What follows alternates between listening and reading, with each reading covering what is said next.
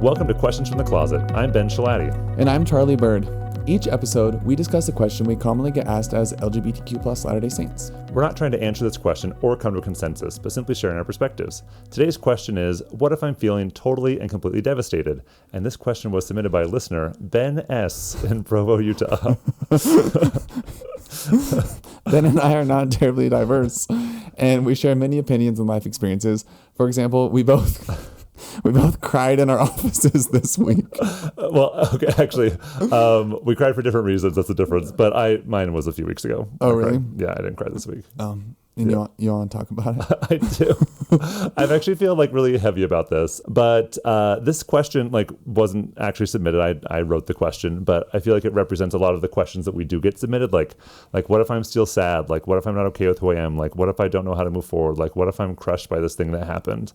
And I just kind of want to talk about how I've been feeling. Yeah. Great. Well, let's jump into it. How you been feeling? We probably should have recorded this a couple weeks ago when I was feeling totally and completely devastated. Yeah. Right now I'm feeling really good. But it's been a rough few weweeks. It really has been super rough. Should I tell you why I cried in my office? I would love to know. There's a lot of backstory. So I haven't liked someone for a really long time. A really long time. And I just forgot what it was like to like somebody, to actually want to date somebody. And there's this guy, Mark, and I'll just tell you who he is. You met him, so you know who he is. But when I was 23 and in the closet, I read all these blogs by closeted LGBTQ Latter-day Saints, and it was really helpful for me to have a community, even though it was all anonymous. And one of those blogs was written by Mark, and his was actually my favorite, and I really loved it, and it really helped me through a really tough time. And he later shared his picture and who he was, and then he stopped posting, and then a number of years passed. And when I was 30, I came out to a friend in Tucson who I just met, and he said, I would love to set you up with my friend back in Florida. And I was like, I don't want to be set up with your friend, but thank you. And then he showed me his picture, and it was Mark. And I was like, oh my gosh, I don't want to date him, but I do want to meet him. And so he gave me Mark's number, and we texted a bit. And then a few months later, he was going to be in Phoenix for work, and I lived in Tucson at the time. And he came down to Tucson and spent the weekend, and we had a good time. And things with Jordan had just ended, so I was an emotional mess. On the rebound. I know, yeah. And I wasn't hoping for anything romantic, and nothing romantic happened. But he was besides Jordan, he was the first person I got to talk to about being gay in the church. Who actually got what it was understood, yeah. And that was so healing for me. It just gave me all this strength. And then a couple months later, I came out publicly. It really propelled me to be able to do live my life in the way that was right for me. He gave me a lot of courage. It sounds like he was really integral to your story. Yeah, 100%. Then he left, and we didn't really maintain a presence in each other's lives. We would text every once in a while, and but not a ton. And so I didn't think about him a ton. And what was it like? Just curious, what was it like for him? Because he probably didn't know that you were reading his blog. You were just this random person who'd been reading his blog years prior. What was it like when you told him how much he'd helped you? I don't know, but I'm guessing probably gratifying, and it probably made him feel good. You haven't talked about that? I was how did you feel about this thing that happened 15 years ago? It was a long time. It was 15 years ago. Yeah, it was a super long time. So you've known him for a while. Mm-hmm. Yeah, he's been a presence in my life for a long time, and an important one, but not an active presence. And then he helped pay for the first live event, and then I told him he should fly out for the second live event, and he did. And so he was here for a weekend in Provo, and we had a good time. I had no romantic intentions or anything, and then suddenly I had a crush on him, and it felt like he had a crush on me too. Okay. Yeah. That sounds pretty suddenly you just all of a sudden had a crush on him out of nowhere. This is what happened. I was super stressed about the live event. I don't know why that day I was just so stressed, but I was super stressed. No, I know why it was, because I wanted to talk about some of the controversy that had happened since surrounding my crush. Yeah. And so there were some things I wanted to address, and wanted to make sure I addressed it okay, and in a way that was authentic and real, but also I'm talking about my job, but in not a job setting. So I wanted to just, So I was nervous about that. And so Mark was just super helpful. He ran some errands for me that day. He walked over to my office and walked me home and told me how great I was going to do. Then he could tell how nervous I was. And So as we drove to the live event, he'd just like put on a song he knew I'd like, and we sang along to it. And what was the song?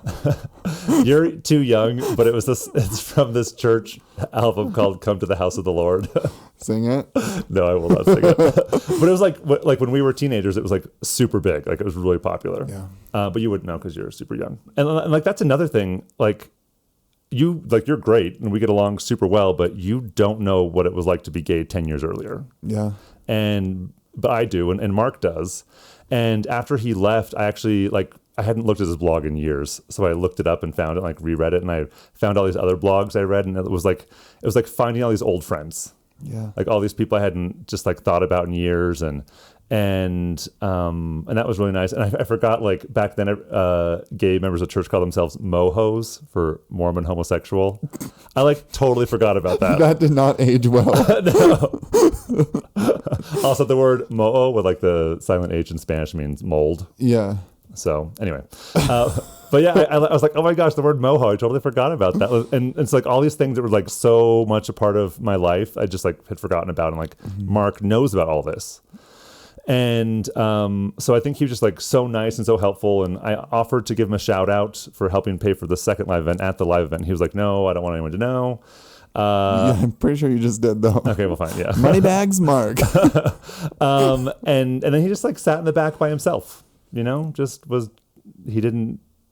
And it was just really nice that he was there. And then he waited for over an hour while I signed books and met people, and then he helped me carry stuff to the car, and we came home. Yeah. And so his support kind of tapped into something. Yeah. And, I've got a lot of people in my life I care about, lots of close friends. I've got you, I've got Charlotte, I've got tons of people who care about me. But what I don't have is a best friend, someone who it doesn't matter what you do, you're just going to do the thing together. Mm-hmm. And I felt like Mark was that week, just this person that I just kind of missed having in my life. There's this slot in my life of the person you just do things with that hadn't been filled, and it was that weekend he kind of filled that. I'm interested that you said best friend. Mm-hmm. Why? Because it sounds you have a crush on Mark. You meant boyfriend. Yeah. But I'm not looking for a boyfriend. Right. And so I guess I'm just to get, if we're digging into it, let's dig, if that's okay. Yeah. But and this is something we've talked about before, how you feel called to live a certain way, and you have this life path. And so in order to I guess make that easier and kind of shore up that, I see you do this a lot, honestly, put space there, rather than saying I want a boyfriend, you're saying I want a best friend. Yeah.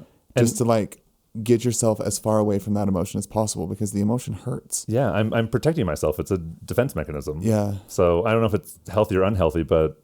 Well, it reminds me of a couple of weeks ago when you were saying that you wish the best orientation was when you don't... demisexual. Because you're not attracted to anyone initially until after you know their personality. Yeah. And again, I saw it there as that's just shaming yourself for being attracted to people. Yeah, and thank you for bringing that up. So yeah. To me, that doesn't, not to call you out. No, I'm glad you did. So to me, it doesn't feel like a shame, shame about my orientation. Actually, when we were done with the episode, I wish we had dug into it there. Mm-hmm. But I don't think it's shame. I think it's self protection, because it's easier for me to live a life where I'm not into anybody. Mm-hmm. It's easier for me not to have a real crush.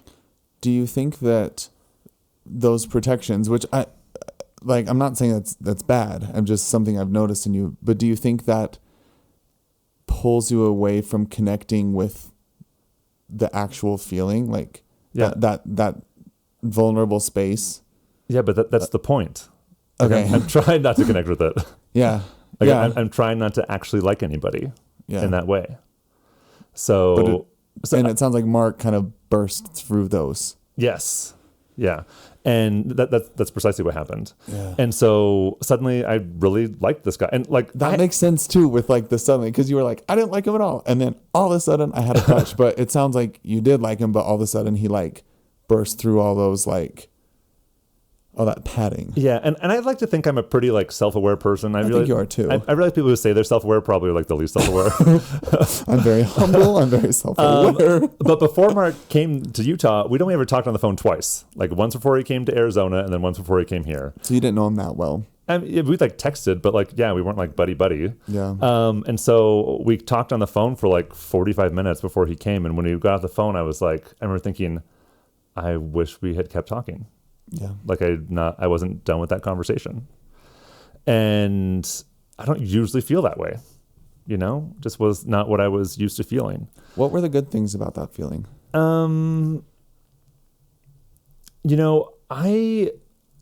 I have a lot of people in my life, like I said, like people, like I could have dinner at someone's house every night who'd be like thrilled to be there, like a different person every day of the month. They'd be like thrilled I was there. And I love those times. They're really fun. And we connect and it's great. But then I leave and it's like, they have their life and I have my life. And this feeling was I want this person to be part of my life. Mm-hmm. And that was a good thing. That was a beautiful thing. Mm-hmm. Yeah, definitely. And what was hard about it? Because then you have to make a choice. And it's easier to make a choice when you don't have when there aren't two things you really want. When there's not an option. Mm-hmm. Yeah. Yeah. Tell me more about that. Well, can I just tell a little more of the story? Yeah. So I actually have my journal right here. So your diary. so I always imagined it with like a little lock and key. Well, there's a strap here. I'm going to get you a diary with a lock and key. Okay. So I wrote this on the day Mark left. Okay. And so Mark would always Mark is really hard to read. I felt like it was like hard to know like when he was joking. Anyway, so he would often joke about us like just driving to Vegas. Is Mark okay with you saying all this stuff? Yeah, I checked with him. Okay, just for anyone worried about Mark right now. Yeah, no, he's okay with it. We're using his real name. He also has like a super generic last name, so he'd be hard to find. Anyway. Yeah. Oh, so he was joking about us like driving to Vegas and getting married. And I was like, surely he was kidding. So I wrote this on the night he left. So I wrote, when Mark has his walls down, he's pretty remarkable. I underlined Mark and remarkable because I'm punny in my journal even. I asked him if he really wanted to marry me or if he was just joking. He said, I'd like to get to know you better. I feel the same way. And it sucks that we live in a world where us dating isn't even an option for me. I super wanted to kiss him tonight, but I didn't. Mark and I definitely need to learn to communicate better, but I think if we worked on things, we could have a really lovely relationship. But we won't get to know. So Mark is leaving tomorrow, and I have a crush on him, and he might have a crush on me, and I also think he's super rude and annoying from time to time. Is that what love is? And I mean, you can see like the conflict here. And honestly, it's been so long since there's someone I've wanted to kiss, and I have crushes on people all the time. But they're just like, they're not real things. Like, oh, that person's cute and cool. I like spending time with them. Yeah. But not like I want to have a relationship with them. And when Mark left, I was like, I want to try having a relationship with this person. Mm-hmm. And it's not because I wanted to marry him, because I don't know how things would turn out or what they would look like, but I just wanted to try. And just like the fact that I couldn't try was incredibly painful. You talk about it as if there's not another option. So because of the choices I've made, there isn't another option. And so I speak at, like I present in classes at BYU all the time and give firesides and stuff. And people often ask me, what it's like that I can't date because I work at BYU. Mm-hmm. And what I always say, and I mean this, is I'm not dating because I work at BYU. I'm not dating because I have felt like that's not the right path for me. Mm-hmm. And I mean that. Like, it's not because of rules or restrictions at BYU. It's because of like how I felt prompted to live my life. In that moment when I didn't kiss Mark, it wasn't because I felt like I wasn't supposed to. It was because of the commitments I'd made to the university. Mm. And that was really painful. That is painful. So a few days later, I was driving to St. George for the weekend, and I talked to Mark on the phone for like an hour and a half, and it was great. I would have happily talked to him for a lot longer. But I realized I was treating him like someone I was trying to date. Like it was flirty, it was fun, and I mean, like I always am.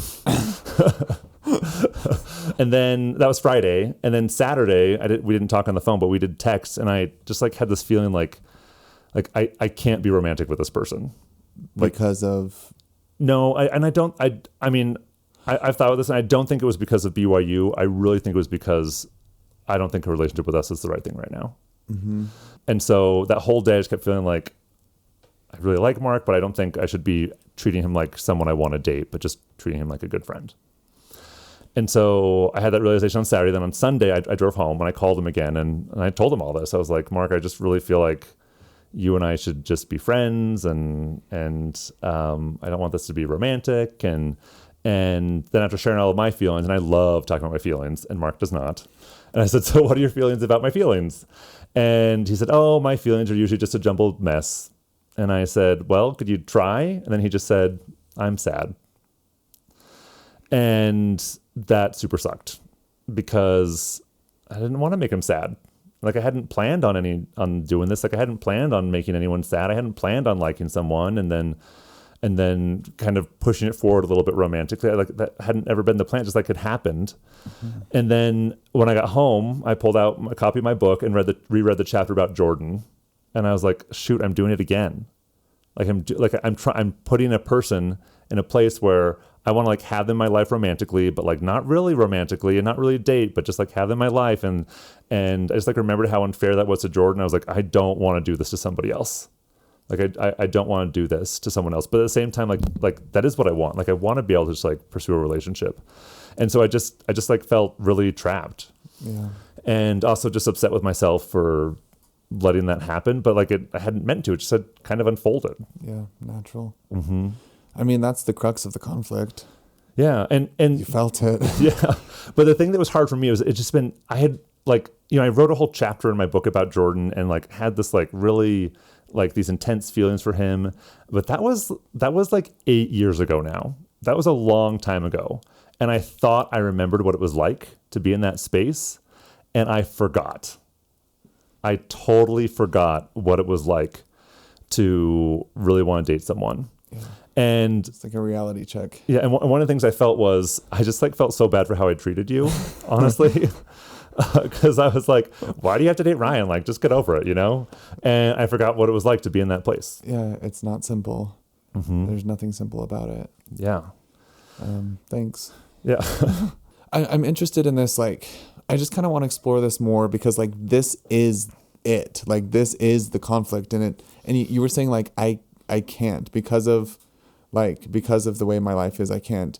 And I guess it's just interesting because, like, And I think what you're trying to say is like, in order to keep all these really valuable things you love about your life, the university you're working at, the religion that you're so invested in, and like you, like, I mean, like it's the giving up part, right? Mm-hmm. It's like what has to be given up because like you could, right? Like your choices up to now don't mean you can't date Mark. Right. But if you want to keep the life you have, then you can't date Mark. Yeah. And that's where it sucks. Yeah. Because like, I mean, I'm pretty sure everyone feels that. It's like, I believe in the gospel. I'm committed to the gospel. I love Christ. I love the church. I love serving. I love having a calling. I love going into the temple. And I love a man. Mm-hmm. And what's so wrong? Because it feels so natural. It feels so right. Yeah. And like, you're right. Like I could leave BYU. I'm very employable. I would have no trouble. I have enough money saved up. I could just like go live with my dad if I wanted to, and I would be just fine. Like I don't need to do any of the things I'm doing. I love that you say go live with your dad. Oh, he would love Instead that. of like, go live with Mark. I don't want to move to the East Coast. And my dad needs me more than Mark does. Anyway, but like I don't feel like I've made choices that I like the choices I've made. Yeah. So I don't feel like I'm trapped in that way, but it's like you said, it's because of, I like the life I have, but I also just wish there were other parts that I could add to it as well. Mm-hmm. And around this time, this was just like so random. So Charlotte and I, we read the scriptures together most nights. I talk to her every day. And she was just like in the laundry room doing laundry. And out of nowhere, like this was like last week, she just said, Ben, will you promise me something? And I said, what, Charlotte? And she said, when you get married, will you get married in this house? And I said, it just like came out of nowhere. That's so sweet. And I was like, of course, Charlotte, I would love to get married here. And she just like went through like all the things we could do to like, and she still doesn't know about any of this. Like she met Mark, but she like doesn't know any of this was happening. because Charlotte tries to fix problems. I like didn't want to tell her my problems because then she'd just try and fix them. And I said, well, what if I marry a man, Charlotte? And she said, well, of course you'd marry a man. And I said, well, what if I marry a woman? And she said, well, it's your choice. You live the life you want to live. And then she was going through she was like talking about the food she would make. I was like, Charlotte, I don't want you to make food. Like we could cater it or something. and she said, no, but that's half the fun, making the food for someone you love. And like I really just have so many people in my life who just love me and care about me and just want to make me happy. So I had that conversation with Mark on Sunday, and then I reread that chapter about Jordan on Sunday night, and then Monday rolled around, and I just started to fall apart emotionally. And then Tuesday was the day I cried in my office. Yeah. And I remember seeing you on Tuesday. Are you okay, Ben? I was not. Weren't. You weren't okay. I was not okay. And what had happened was, like, I'm not pushing away my feelings. I'm like living a real life with my feelings. But what happened was, all these feelings I had felt before that I just like hadn't felt in a long time, they just all came back. Flooded. And what was that? Flooded. Yeah. And I just felt like anger in my situation. I felt sadness that I couldn't do what I wanted to do. I felt misunderstood. Like I talked to some straight friends about what was going on, and like they just like didn't get it. And I was like, how do you not get this? Like, me. And it was just like all these feelings of like, maybe I don't fit. Like, is there a place for me in the church? Like maybe I can't do this anymore. And am I doing life all wrong? And then I was like, should I marry a woman? Like, is that the right thing? And just like 10 years of like things just like kind of like came out. And my office has like a little corner that you can't see from like the window in my office door. And I just like sat in that corner and just cried for a few minutes. So like if anyone peeked in, they wouldn't see me. That's so sad. Yeah, but it was really hard. And then I don't know if I texted you or you texted me, but you came by my office like an hour later and really made me feel better. And I was like, I got to go to the temple today. Do you want to know the truth? Yeah. I just had like this gut feeling. I was like, you need to talk to Ben, which was really nice. And it was totally the spirit, but I was like, I need to talk to Ben. So I just left work. Well, thank you. I mean, you were the only thing that made me feel good, like up to that point in that day. Like I just really needed you that day. Yeah.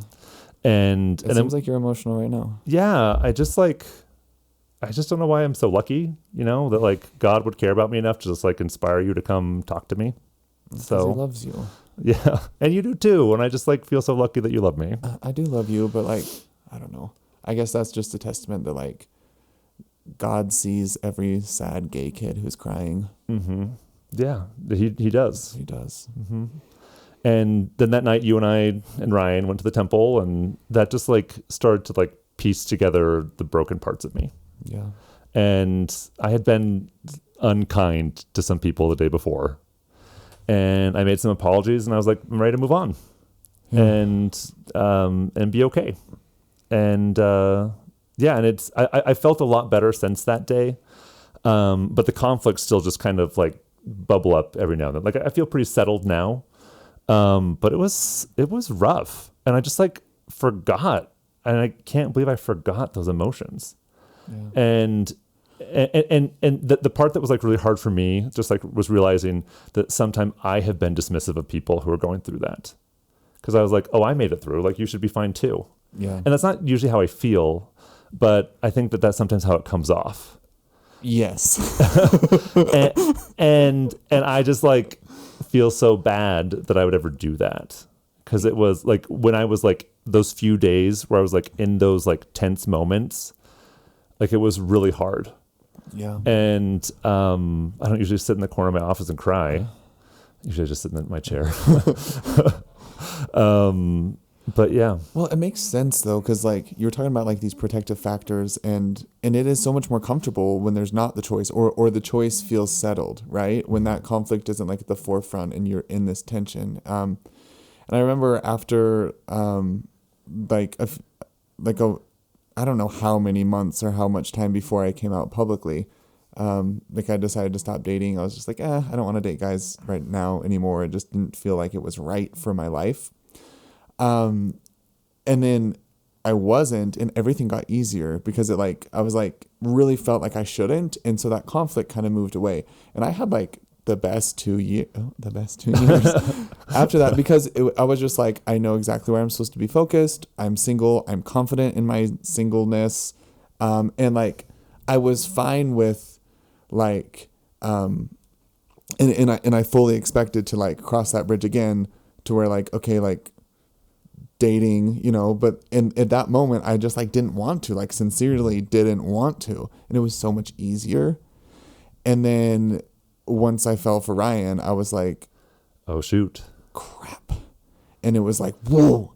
But it's so much more comfortable, right? And you'd been in that space for a really, really long time. I'd been in like such a comfortable space for so long. And I think also it just makes sense that people like us in this situation would, like I was saying, pat ourselves into that comfortable space, because it's so devastating to live in the middle. Like it's so hard. Yeah. And so it makes sense to me that like even like being dismissive of somebody else, like, because if you go there with them, you have to go there with yourself too. So why would you want to do that? Yeah. Does that make sense? Yeah. I don't know if I said that the most beautiful way, yeah, but definitely. And, you know, and I don't, the imagery that I keep thinking of, and when we were in the celestial room in the temple, like I pulled out a scripture and like, what is this about? I was like, Ben was really vibing with this scripture, and I was like, cool. But I was like really resonating with the story of Moses in Exodus 17, where they get to there's no water, and then Moses is commanded by God to hit this rock, and then water comes out, and you know, striking that rock was like a violent act. You know, it's not like he hit it hard and then it cracked open and this water came out.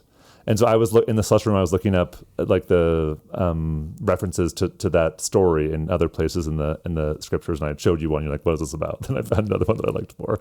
But that's what it felt like happened to me. It felt like I was like struck, like violently struck, and then I cracked open in a painful way, and then that brought forth like water from me that came in a lot of ways in the sense of like compassion for other people. And it's like realizing the difficulty because I'd forgotten. Yeah.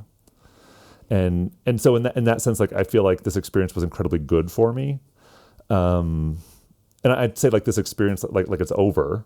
Like Mark is still a person in my life, and I don't imagine my life circumstances changing, and I don't imagine stepping away from the church or BYU. And I imagine I'll continue keeping all my commitments, but I feel like a different person now. Do you feel, well, I'm guessing you're going to like move away emotionally from Mark to move you back out of this like conflict. Well, I've tried to put him back into that like friend box. Yeah. Not like person I want to date box, but friend box. Like I felt like I should do when I was in St. George that weekend. Yeah. And so that's what I've tried to do. And do you feel like if you were with him, it would break out of the box again? I don't know. I mean, he's on the other side of the country. So I don't know. But so far we see each other every 7 years. So I think we'll be okay for a bit. Yeah. You can have another crisis in 7 years. But one of the things that was really hard for me was, you probably haven't seen Miss Saigon. No, Okay. I don't even know what you just said to me. Oh, there's a play called Miss Saigon. Oh, okay. It's by the same people who wrote Les Mis. And it's about this Vietnamese woman during the Vietnam War, and she falls in love with and has a baby with an American GI, but the GI doesn't know that she's pregnant, and then he leaves, and she's waiting for him to come back, and she keeps having like all these impressions that he's going to come back and life is going to be fine, it's all going to work out. And then I don't want to give away the ending, but she ends up like sacrificing herself for the good of other people. And her life does not work out the way she expected. And I wondered, like, am I Miss Saigon? Like, am I the person who is like, just like feels like I'm getting all these promptings from God and all these like things happening, but I'm like wrong. And I'm just going to end up like giving up my life for the good of someone else.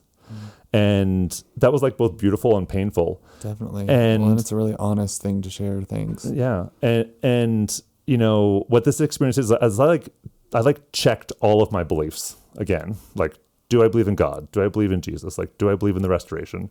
Like, do I believe in the Book of Mormon? And it was like so good for us that day to go to the temple, because I was like, okay, this feels real. This feels good to me. And like, I haven't seen God, I haven't seen angels, but I feel like whatever is like just below seeing angels, like that's the level of certainty I have when it comes to the restoration. And I just like don't want to give it up. But at the same time, I don't remember what night this was, but it was sometime shortly after we went to the temple. I like woke up in the middle of the night and couldn't go to sleep. And it was like 3 or 4 in the morning. And so I just like pulled out my phone and pulled up an old seminary video I really liked from like when I was a kid that I hadn't seen since I was like a teenager. And it was like so cheesy and so stupid. But I was also like feeling the spirit really strongly. And I was like, because it was just like so beautiful, but also like so dumb and cheesy. And then I just like started crying.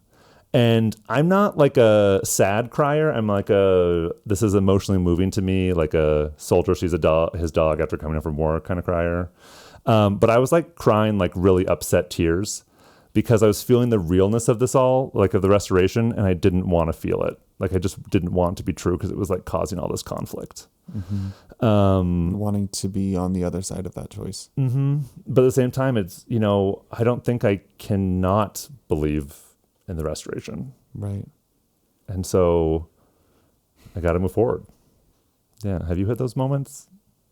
Honestly, for me, it just feels like I shouldn't have to choose because I feel like with the God side of things, like he just so wholly loves me as gay, like just, but not even gay, just like the whole me, like everything that's in me, like Christ knows and loves. And so like, if I'm focused there, that dissipates and it works with the restoration. Like, I don't think me being gay, like, doesn't work with the restoration of the gospel. Like, I don't feel that conflict, I guess is what I'm trying to say. But I often feel like I'm aching for some sort of deliverance because I guess that's what I want. Like, because I tried so hard, like flipping back and forth from one to the other for so long and feeling like it's either all church or it's no church and that like black and white mentality. But for me these days, I'm just like, no, it's like there has to be something else. There has to be some third creative solution that's going to solve this tempest and this storm.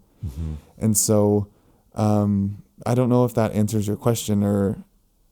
Yeah. I mean, it's your experience, so that answers my question, and thank you. Yeah. And it's just interesting, like, every time I get to this place of I'd really like to date someone and like have a boyfriend that I might call a best friend, if you will, that I just like keep feeling like that's not the right thing.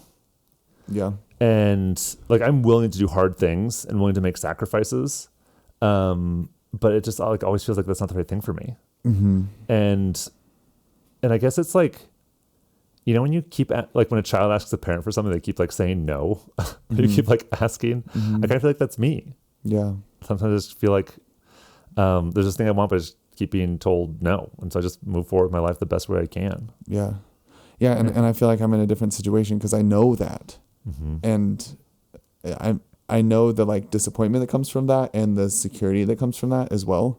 Does that make sense? Like asking, should I date, and then getting a no. It's disappointing, but it's also like. Yeah, but at least I know, like I can live my best life now. And I just feel like I'm in a different space now where I asked and then I got a yes. And I'm like, yeah, great. And also, so like not disappointed, but also like life feels very insecure as far as like relationship with church, really. Yeah. A couple months ago, I was in class and my professor, like, he's honestly mean. He like, it was a groups class, a group therapy. I know who the professor is. And he would like try to trigger us on purpose to like pull out emotion, and then we could like practice doing therapy with real emotions. But anyway, he displayed this image on the screen, and it's a painting by Hans Holbein, and it's called The Body of the Dead Christ in the Tomb. And I'd seen like renditions of Christ in the tomb before. And this one is horribly grotesque. It's like it is a decaying corpse that has been beaten and just obliterated. And it's very painful to look at. It's very uncomfortable. And I found myself like forcing myself to look because it was so grotesque.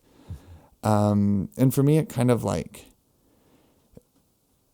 I mean, it taught me more about the crucifixion, right? It was just so, because usually when you think of Christ in the tomb, it's like, oh, he's not there, and then he's resurrected, right? So like I don't think about Christ in the tomb really, like on the cross, and then as the resurrected Lord, but just seeing this image there was so, like, there was no beauty, there was no hope, it was just disfiguration. And I was looking at it and I was thinking about Mary Magdalene and like seeing him in that state and trying to have hope for a resurrection with this decaying corpse, and just how ludicrous it feels. Yeah, how could you believe in that? And how absolutely hopeless. And so true to form, I was having a really like visceral reaction to this image, and my professor was like, Charlie, it looks like you have some emotions. Tell us what you're feeling, Charlie. And I lost it. I just started sobbing, which is rare for me. I don't cry that much, I don't think. But I was just thinking, like, that's how I feel right now. And this was probably a couple weeks before I like figured out what to do with Ryan and like going to the honor code and like telling everyone about that. I felt so stuck and I felt so hopeless. And I'm usually a hopeful person, but I was like, how on earth is this situation, being a gay member of this church, how could I ever have hope? Because right now, like, this church that I belong to that's supposed to give me life and resurrection feels like a disfigured corpse in a tomb. Yeah. And it was really, really difficult. And it was also hard too, because we had this conversation, like I brought all of this up, and there were so many others of like my classmates who were feeling the same thing. And they're like, it just feels so hopeless right now. And for different reasons, probably. Many of them for the same reason, though. Just like not understanding where things are at with LGBTQ issues, and feeling like the love of Christ doesn't match what's happening right now. And I guess, I don't know. So for me, that's my conflict, right? Yeah. Right now, it's not like I wish, and that's the story I refer to. It's not like I wish that the restoration wasn't true. It's like, can I have faith in a resurrection in this sense of like, is there deliverance from this situation? Because this is a question that weighs on my heart and yours and everybody else's who's in this position or has a loved one there. If they center in this conflict, it's heavy. And I'm just like, where do we draw hope for this resurrection? Does that make sense? Yeah, definitely. And so thank you for sharing that, Charlie. And I wanted to record today. You and I weren't like super feeling like recording earlier, but I wanted to record today because it's Easter's tomorrow, and today is known as Holy Saturday. And there's this quote I've been thinking about all day that I just really wanted to share. And this is from Deidre Green's book, Jacob, A Brief Theological Introduction. Is it okay if I share it? Yeah. Yeah. She says, some Christian theologians assert that believers often move too quickly from the crucifixion to the resurrection, without adequately appreciating all that can be gleaned by reflecting upon the absence and uncertainty of what lies between Good Friday and Easter Sunday. The in-between symbolized in Holy Saturday. By reviewing the duration of Christ's death, we witness and embrace loss that has not yet found resolution. And just like words that stand out to me here are absence and uncertainty and loss. Loss without resolution. Yeah. And so I wanted to talk about this on Holy Saturday, because this is honestly how it feels like to me. Like, it feels like I'm like amazed, because I've never told you that story. and so I'm just like feeling, yeah, that is cool. But I'm just like feeling like this is like a Holy Saturday. And I love that, like, it's called Holy Saturday, because there's a sacredness to this uncertainty and this absence and this loss. And honestly, that's what I've been feeling lately. So the question for today was like, what if you're feeling totally and completely devastated? What I'm really feeling is like a loss and absence and uncertainty, and the resolution hasn't happened yet.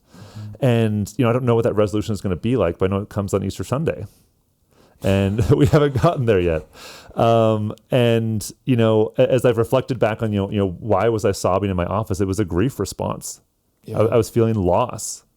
Absolutely. And it's okay to feel that. And that's like a holy thing. It's sacred Yeah. space. But I also don't want to be in a place where I'm like, oh, well, my feelings aren't valid because they're going to be fixed soon. Like, no, they do matter. And there's a sacredness in this. And there's a sacredness in pausing on this Saturday to really feel and experience those feelings. Thanks. That's gorgeous. The way that both of our thoughts tied in together, and also to Easter tomorrow. that's something else. But I remember distinctly as I was, looking at this image and thinking about this, I was like, what day am I on? Because if it's day 3, I think I can do it. I think I can hold on. But if it's day 1, how, like figuratively, like how am I supposed to wait for this resurrection that I don't know what that will look like? That's just like this hope in me, this hope that somehow this conflict that me and so many people are experiencing will be resolved. Like how long will the grief last? Yeah. And can I stick around? Yeah. And I'm here with you the whole way. Yeah. I know you're here with me, and sometimes God will send you to my office when I need you. And I'm still here. And it is interesting that like a lot of what I was grieving about, at least situationally, was solved a couple weeks later through prayer and figuring out like, truthfulness and awkwardness and courage and just giving myself grace. Yeah. But again, that's just kind of in a way just moving away from that center conflict. And the center conflict is hard, and that's what so many people are feeling. Yeah, definitely. And what's really helped me press forward is, that time we went to the temple, and I remember going to church that Sunday, and sometimes church is just boring, And I was just like, for some reason, I just like really wanted to take the sacrament that day. I was like, I really mean it today. Those days when you like take the sacrament, you mean it. Yeah. Like I really meant it that day. Like you're drinking from the well. Yeah, exactly. And it was like the best Sunday. Even Elders Quorum was interesting. What? I know. How could that be? And I was just like, this is where I want to be. Like, this is the community I want to be a part of. Well, in a way, that makes total sense, though, because when you're in that space of hopelessness without resolution, what provides the hope is Jesus Christ. Like the resurrection is Christ and Christ's power. And so it's not going to, like, as much as it helps for me to come to your office and help, and as much as it helps for like a situation to change, like the power of resurrection that's going to heal those 3 days of darkness is Jesus Christ. And so that's just another really beautiful symbolism of like taking the sacrament and like taking Christ's name upon you gave you more life, gave you more hope. Yeah, 100%. That's exactly what happened. The gospel is so true. It really is. I love it. It's beautiful. It's like complex, but so simple. Yeah. Can I talk about something else that's been going on in my life? Yeah. So I know we talk about like LGBTQ stuff and queer issues and all that. But that's like not all that's going on in my life. Like I have like a full life that has other things in it. And things with my parents are not good. It's been really bad lately. And people who know me or like follow me on social media will know that, like, my mom was moved to assisted living because she has Alzheimer's last February. So it's been a little over a year, and it was going well for a while, and now it's not going well. And she has just been like, her brain is mush, and she's been doing she's been really belligerent and like hitting people, which is like not my mom at all. And when family goes to visit her, she's just like really kind and compliant, but to the worker, she's been really bad. And it's just like, well, what do we do? Like, how do we fix this? And there's like no solution. And I talk to my dad every day, and my dad's a typical dad. I've seen him cry a few times in my life. But now he cries multiple times a week when I talk to him on the phone. And I just, it's weird that I like know the sound of my dad crying. Like, that wasn't a sound I thought I'd be used to. Yeah. But it's just been like so terrible for the family. Like this loss of my mom, but it's just like that she's like being lost in such a terrible way. She's like still there, but not. Yeah. And one of the things I try and do is I try and like put myself into future situations, like prepare myself for them. And just this morning I was mowing my lawn, and I often talk about like how relieved I'll be when my mom dies, because it would just be easier on everyone if she would just die. And so as I was mowing the lawn this morning, I was just like thinking about like what it'll be like to get that phone call that my mom died. Like, will I feel relief? And I just started crying mowing the lawn. Of course you won't. Because I mean, she's already kind of gone, but she's not, and it's just like so complex. And I think I told you this, but like this was like 7 or 8 months ago, sometime in the fall. I just like really needed to talk to my mom. Like I was just like having a super bad day. I just like needed to talk to my mom, but she doesn't have a phone. Like I couldn't call her. She wouldn't get it anyway. And then your mom messaged me on Instagram randomly, and like we'd never talked on Instagram before. And she's like, if you ever need to chat, let me know. And so I called her that day, and I just like needed a mom pep talk, and Kathy Bird gave that to me. And it was just like so, and she cried and I cried, and I just like needed a mom. And it's just like really hard right now not to have a mom. And, you know, that's why it was like so special when Charlotte was like, Ben, will you get married at my house? Because that's exactly the kind of thing my mom would have said. And I just like know that like she would love my life right now. Like she would love all these firesides. She would love to come to them. She would just like rant about my book and talk to everyone about it. And she has no idea, like no idea that any of this is happening. And that just sucks. You know, it just like sucks. And so, you know, that's one of the other things that's been like completely and totally devastating. Just like losing my mom, but in like such a long, drawn out, like horrific way.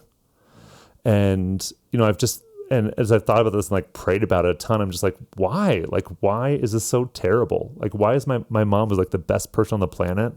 Like, why can't this just be an easier passing? And I don't know, but there's something in it. And I'm trying to like give my will over to God and like try and just like learn and grow from the experience, but also just like feels like so unfair. And sometimes I get really mad about that too. I'm sorry. Yeah, there's nothing to say except sorry. I'm sorry that there's so much pain in your life right now. Yeah, it's hard. And, you know, I just want my dad's life to be easier. You know, like my parents really are like the very best people. Like I know people say they have the best parents, but I actually do. You know?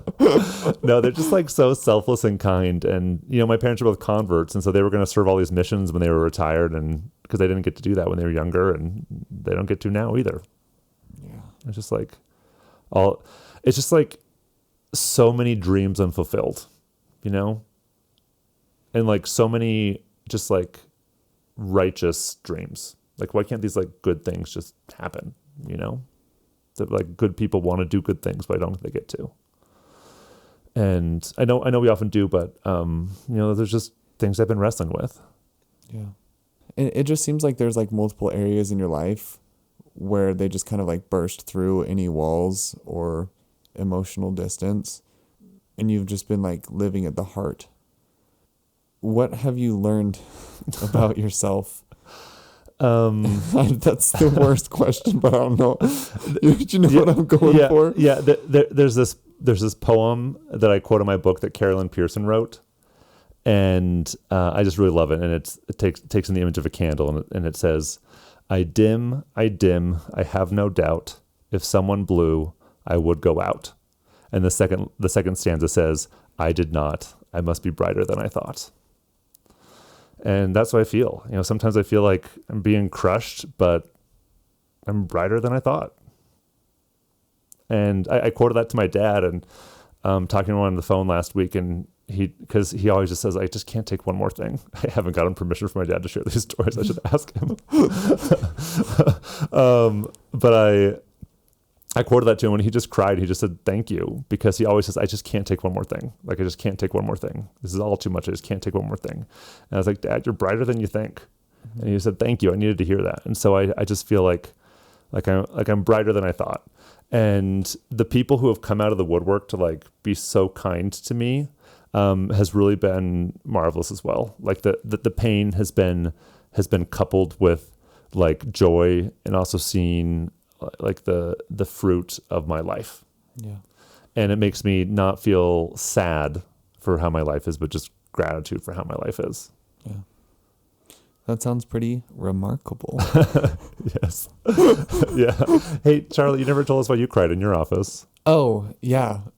So I actually still don't know. Oh. I have a theory. So I've been feeling just like pretty numbed out lately, to be honest.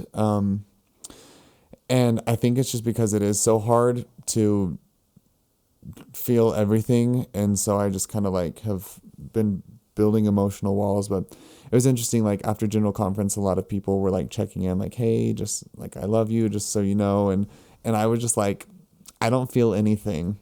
I didn't feel anything through it. I don't feel anything now. And so last week, everything's been winding down. Like I finished, I went to nationals. Yeah. Which was amazing. Yeah. It was awesome. And, like everything closed for me basically yesterday, right? I finished all my assignments, my finals. I like finished my therapy hours right in the nick of time. And you like have to do a certain number of hours, otherwise you can't I graduate. had to get 1,050, and on the last hour possible, I hit the 1,050. Oh my gosh, that would have stressed me out so much. And yeah, just like a lot of chapters are ending right now, and I've just been like plowing through because I took so much on my plate, and like I took a lot on at the beginning of this program, and then like Ryan was introduced into my life, and then that added like so much more than I anticipated. And I just had to like buckle down and move through it. You know, I'll talk to students all the time. Like, I see Charlie walking across campus. He's always on the phone. Like, well, that's the only time he has to talk when he's walking somewhere. Yeah, like I'm trying to like say, hi, Mom, I love you, and I gotta go. But the other day, like I was in my office, and I had a client scheduled, but they sent me an email. They're like, hey, like busy week, I can't make it in. And so I just had the free hour, and I just like, it was like all of it just burst through, and my emotions realized that I could feel them for a little bit. And I just, it's kind of embarrassing. I laid on the floor and like was like curled up, and I cried, and then I fell asleep on the floor, and then I woke up, and it was like halfway through my lunch hour, and I was like, I guess I should go eat. But yeah, it was just like everything that was building up. I don't think it's released yet, but like for a little bit it did. And now I just kind of feel numb again. But just kind of letting yourself feel your feelings for a while. We'll see what happens on Monday. Yeah. So you're just kind of in survival mode in some ways. Yeah. Yeah. I just kind of, I've had to be, in order to function, I've had to be in survival mode. And, you know, now that I'm graduated, I'm not under the same rules and regulations, and I'm going to be dating someone, and a lot of like, I'm going to move back into that space, you know? And there's just a lot to figure out right now, and it's like kind of a turning point, I guess. Yeah. Can I share a story? Yeah. So when Mark was here, so Charlotte and I will read the scriptures, and then I'll write my journal up at the kitchen table. And because I would always write my journal, Charlotte was like, maybe I should write my journal. So she picked out this old journal, like from the 70s, and like just started writing it again. She's so cute. She's amazing. So one night, you know, I'm sitting there writing my journal, and Mark is sitting there, and she just like found this old entry, and it was from June 1978. And she had written about the priesthood revelation. Oh wow! And so she just like out of nowhere, she just like pulls this out, and she like reads this short entry to us. And it was like the cutest entry. I asked her if I could take a picture of it, so like it won't be lost. What does it say? So she just tells about like hearing the news, like wanting to tell her husband so bad. And at the time they were building this house, and so she drives over to the construction site, and he had just like gone to go get something, and then he comes back and pulls up in the truck, and she says, if you could have anything today, what would you want? Like, what could be the best news? And he said that Russia would let in our missionaries. And then she said, anything else? Any second guesses? And then she said that he answered in a, okay, I'll play with this game with you sort of way. And he said that blacks could receive the priesthood. And then she said, you got it. And just Monday night, I was reviewing that because she let me take a picture of it. And, you know, I don't usually take a lot of time to slow down. Like writing my journal is the only time I usually do that. And so I was like rereading this, and we have like a beautiful living room here. And I just like went and sat in the living room in the dark and just like thought all my thoughts for like an hour. And I just like felt this like immense love of God, just like love of God. And I just love the way that Charlotte wrote, you know, what's the best thing you could ask for? And then that him saying, and then her saying, you got it. And, you know, I don't know what the resolution is going to be, but someday we're all going to have a sweet woman say to us, "You got that thing you wanted." Yeah, that's all I have to say about that. It's pretty. It's powerful. And like I said, I don't know what the resolution is going to be, but we'll get a resolution. We're gonna get it. Tomorrow's Easter. Yeah, it literally is. Happy Easter, Ben. Thanks, Charlie. Happy Christmas, Harry. Well, anything else you want to say? I love you. Thanks for doing this. I love you too. And one thing I want to say is I know that this, like my talking about all this today and you're talking about this, is going to make nobody happy. I know that people are going to be upset that like, how dare be why you do this to Ben? Like he should just be able to live his life. And other people would be like, Ben, just stay on the covenant path and be good. Like, why are you worrying about this? And I just like, I don't want to do the outro today. I just want to say like, thank you to the people who let me be in my space. It's like, let me be me and don't try and tell me what to do with my life, but just like live my life with me. And I know people are going to be upset about this and you're welcome to be upset about it. And I'm just really grateful for the people who will just want to walk with me. So I love that. Yeah. Thanks. And that's the end. Amen.